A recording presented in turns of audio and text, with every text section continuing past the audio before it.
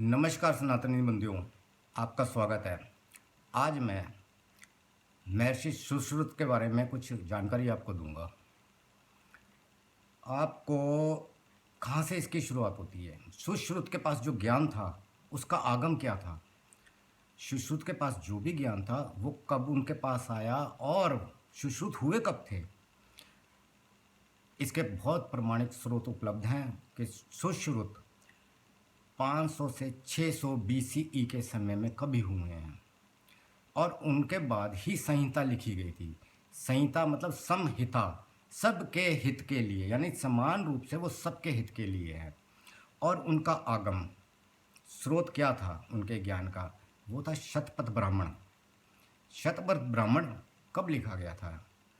वो 5000 से 6000 BCE, यानी कि BC यानी 8000 के करीब हो गया, अब से 8000 साल वर्ष पूर्व। और शतपथ ब्राह्मण कहाँ से आया? उसका आगम क्या था? वो था वेद। वेद मूलतः एक ही है, वो तो उसके विभिन्न कलाओं के कारण उनको अन्य भागों में विभक्त किया गया। पहले 3 किए गए, फिर 4 किए गए। अब सुश्रुत के विषय में भारत वालों को तो पता था, महाभारत काल में भी इसके बारे में जानकारी थी। और भृगु ऋषि, पराशर ऋषि, हरिता ऋषि, इन सबको जानकारी थी। कैसे थी? सुश्रुत तो थे नहीं, तो कैसे थी? इनका स्रोत वही था, शतपथ ब्राह्मण। और युद्ध काल में इस तरह से जब चोट लग जाया करती थी, घायल हो जाते थे, कैसे 1-2 घंटे के अंदर ही गहरे से गहरे जख्म के बावजूद लोग लड़ने पहुंच जाते थे।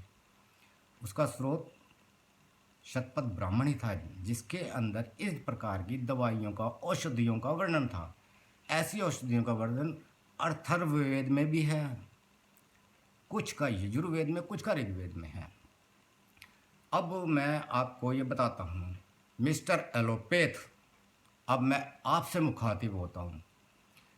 मिस्टर एलोपैथ, आप जेंटलमैन मैगजीन, जो अक्टूबर 1794 CE में यूके के अंदर शुरू हुई थी, उसका वॉल्यूम 64, पेज नंबर 891 से 92 देखिए, जिसमें साफ तौर पर बताया गया है कि जिस ने रिपोर्टिंग की है, जिसका उसमें वक्तव्य है, उसने अपने आंखों देखी है घटना का वर्णन किया है कि कैसे, समय याद रखिए 1794, ये तो मैगजीन का समय है। उससे पहले का जो काल था, उसके आसपास का काल था, वो काल था जब टीपू सुल्तान हिंदुओं पर नृशंस अत्याचार कर रहा था, हिंसा कर रहा था। पता होगा आपको, जब वो विपक्ष के या शत्रुओं के, हिंदू थे शत्रु ज़्यादातर उसके, उनको बंधक बना लेता था, एक हाथ और एक नाक काट के उनको छोड़ देता था। हाथ कौन सा? जिससे वो लड़ते थे। ना हाथ रहेगा ना वो लड़ेंगे। तो इसी तरह का एक व्यक्ति जिसकी नाक काट दी गई थी, वो अपनी सर्जरी करा रहा था। कहाँ पर? पुणे की सड़क पर, पूना महाराष्ट्र। और नाक के इस हिस्से से टिश्यूओं को खींचकर उसने नाक की रचना की थी। ये देखकर वो बड़ा हतप्रभ हुआ और उसने इसकी सूचना यूके तक पहुंचाई। और उसके बाद 18वीं शताब्दी में जाकर, उसके बाद शुरुआत में लगभग 1800 कुछ में आपके यहाँ पर पहला सर्जरी फाउंडेशन स्थापित किया गया था। तो हमें मत बताइए कि सर्जरी कहाँ की जाती है, कैसे की जाती है। आयुर्वेद में यह बहुत प्राचीन पद्धति है। अब आयुर्वेद के अंदर 3 प्रकार से चिकित्सा की जाती है: देखकर, स्पर्श करके और शारीरिक गतिविधियों से रोग निदान होते हैं। अब देखकर कैसे पता लगता है? बहुत गूढ़ ज्ञान है, इसके लिए सामुद्रिक शास्त्र, उस विद्या का होना बहुत ज़रूरी है। उसमें हम चेहरे पे आए भावों से ये जान लेते हैं कि इसके मन में क्या है, इसकी पीड़ा क्या है। आपने कई बार सुना होगा, एक राजा ऋषि के पास पहुँचे। ऋषि ने कहा, मुझे मालूम है आप क्यों आए हो, तुम्हारे मन में क्या प्रश्न है। वो कैसे जान लेते थे? क्योंकि हमारे मन के भाव चेहरे पे परिलक्षित होते हैं, यानी मन से संचारित होते हुए वो भाव हमारे चेहरे पे आते हैं, और ये भाव 33 प्रकार के हैं। और उन्हें पढ़ना कोई सामान्य ज्ञानी की बात नहीं है, उसके लिए गुण ज्ञान चाहिए।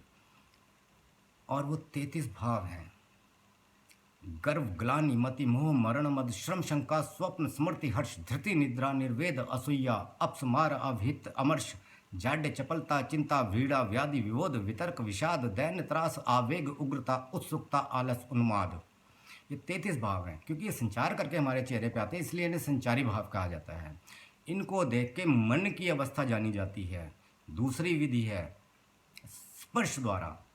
स्पर्श में आपने देखा होगा वैद्य लोग क्या करते हैं। सबसे पहला चीज, आपके माथे को छुएंगे ताप के लिए, स्पंदन के लिए।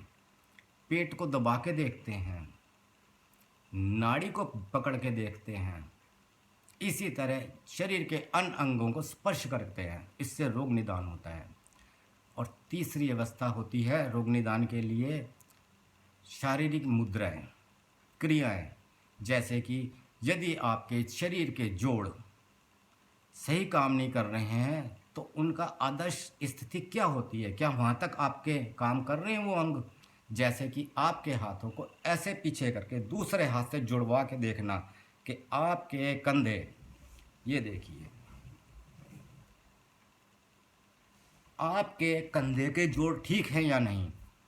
इसी तरह से आपके पैर फैलाकर पैरों के अंगूठे को हाथों से पकड़ के सिर को घुटने पे लगा के देखना कि आपके गर्दन से लेकर पैर के अंगूठे तक के सारे जोड़, जिसमें मेरुदंड भी आता है, उसके सारे जोड़ ठीक हैं, सही अवस्था में है कि नहीं। इन्हें कहते हैं शारीरिक क्रिया। 3 का अंक बहुत उपयोगी है। आपको मालूम है 3 काल होते हैं। त्रिकालदर्शी शिव को कहते हैं। त्रिदोष होते हैं। कौन से? वायु, कफ, पित्त। यही 3 शूल हैं। इनके समन्वय का बिगड़ जाना ही रोग उत्पन्न करता है। और इनके नाशक को एक तरह से शिव कहते हैं। यानी कि आयुर्वेद मूलतः कहाँ से आया, इसका आगम क्या है? शिव वही त्रिदोष नाशक हैं, इसीलिए उनके पास त्रिशूल है। इस त्रिशूल को कई तरह से व्याख्या की गई है। परंतु अब मैं एक और चीज़ बताऊं, जीवन का मूल स्रोत क्या है, कैसे जीवन है पृथ्वी पर। पृथ्वी पर जो मैंने कहा ना कि 3 का अंक बहुत महत्वपूर्ण है। अब ध्यान देना, वेदों में भूलोक, भूमंडल, अंतरिक्ष 3 भागों में बांटा गया है।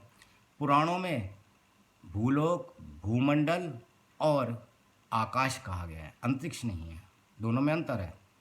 इसी तरह से अलग अलग चीज़ें। अब देखिए, पृथ्वी सूर्य से तीसरे ग्रह में है, तीसरा ग्रह है ना। अब देखिए, पृथ्वी और सूर्य की दूरी, उसको पृथ्वी के व्यास से विभाजित करके देखिए, आपको अंक 108 मिलेगा। इसमें भी 3 अंक हैं। इसी तरह पृथ्वी से चंद्रमा की दूरी, उसको चंद्रमा के व्यास से विभाजित करके देखिए, आपको 108 मिलेगा। इसे गोल्डन रेशो नंबर कहते हैं। इसीलिए पृथ्वी गोल्डीलॉक जोन में है और यहाँ पर जीवन संभव है। इस अनुपात को जरा सा भी भंग कर दो तो पृथ्वी में जीवन संभव नहीं है। इसी प्रकार से 3 अवस्थाएं होती हैं। 3 लोग तो मैं बता ही चुका हूँ। 3 नाड़ियाँ होती हैं, ईड़ा, पिंगला और सुषुम्ना। आयुर्वेद में इनका बड़ा महत्व है। तो मिस्टर एलोपैथ, आपको यदि मेरी बातों पे ध्यान नहीं जा रहा या उस पर विश्वास नहीं है, तो royal Australian college of surgeon Melbourne के प्रांगण में लगी हुई 550 किलोग्राम की संगमरमर की बनी महर्षि सुश्रुत की प्रतिमा के पास जाइए, नमन कीजिए, आपको पता लगेगा कि आपके पिता में कहाँ हैं। वही हैं आपके पिता में, जिन्होंने बड़े सारे उपकरण बनाए और उन्होंने सर्जरी आरंभ की। वही हैं आधुनिक सर्जरी के पितामह हैं। और सबसे अंत में, हालांकि मेरे पास और बहुत से फैक्ट्स हैं, मैं आपको बता सकता हूँ, परंतु सबसे अंत में सबसे रोचक चीज़ बताता हूँ।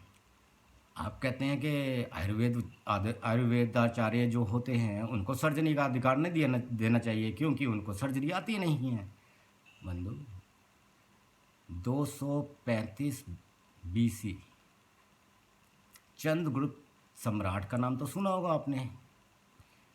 उनके पहले पुत्र का नाम क्या था और वो कैसे पैदा हुए थे, इसका विस्तृत वर्णन कई किताबों में मौजूद है। सिजेरियन सेक्शन किया गया था, और जब सिजेरियन सेक्शन किया जाता है, जिन यंत्रों से भ्रूण को या बच्चे को, शिशु को खींच के निकाला जाता है, उसके कारण, उस यंत्र के कारण चेहरे पे बिंदु का निशान बन गया था। इसी कारण चंद्रगुप्त के पुत्र का नाम बिंदुसार रखा गया था। आपके पास सर्जरी का कोई उपकरण नहीं था और आप आयुर्वेदाचार्यों को कह रहे हैं कि इन्हें सर्जरी का प्रमाण पत्र नहीं देना चाहिए, अधिकार नहीं देने चाहिए। पहले जान तो लो एलोपैथ कि आयुर्वेद है क्या। डाइसेक्शन, सेक्शन, ये सब कैसे होते थे हमारे देश में, कैसे बेहोश किया। आपको तो क्लोरोफार्म आज पता लगा, लोकल एनेस्थीसिया वगैरह वगैरह अब पता लगा है, ये बहुत पहले से आयुर्वेद में। और बहुत आसानी से कई गैसों के बारे में पता था उनको, और गैसों के नाम आज के हिसाब से अलग रहे होंगे। जैसे शरीर के 5 गैसें होती हैं, हम उनको प्राण वायु, अपान वायु, उदान वायु, समान वायु, व्यान वायु ऐसे कहते हैं। आज आधुनिक समय में कुछ और नाम दे दिया गया है। तो आप इसी प्रकार की कई मूर्तियाँ दुनिया भर में सुश्रुत महाराज की देखेंगे, महर्षि सुश्रुत की देखेंगे। क्या आप बता सकते हैं कि पेनिसिलिन का आविष्कार करने वाले या चेचक के टीके का आविष्कार करने वाले, इन लोगों की मूर्तियाँ कहाँ हैं, कितनी पुरानी हैं? नहीं बता सकेंगे। हमारे यहाँ पर सुश्रुत संहिता काफ़ी समय से थी, परंतु उसका नाश किसने किया, इस विद्या का नाश किसने किया? ये आप लोग ब्रिटिशर्स, उन्हीं का काम है। अन्यथा ये नाश ना होती और आज हमें एलोपैथ से प्रमाण पत्र या इजाज़त की आवश्यकता न पड़ती।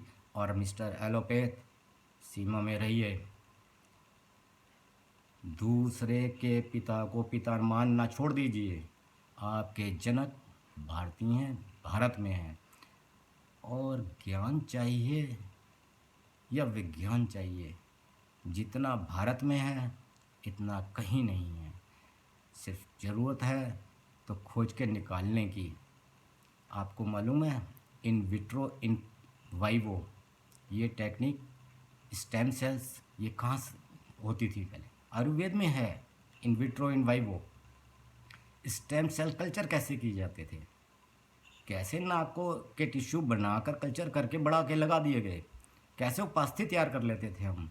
आपको मालूम है कि थैलेसीमिया, जिसका आपके पास एकमात्र उपचार है बोन मैरो ट्रांसप्लांट। ज़रा ध्यान से देखना, हमारे प्राचीन ग्रंथों में इसके विषय में बहुत ज्ञान है।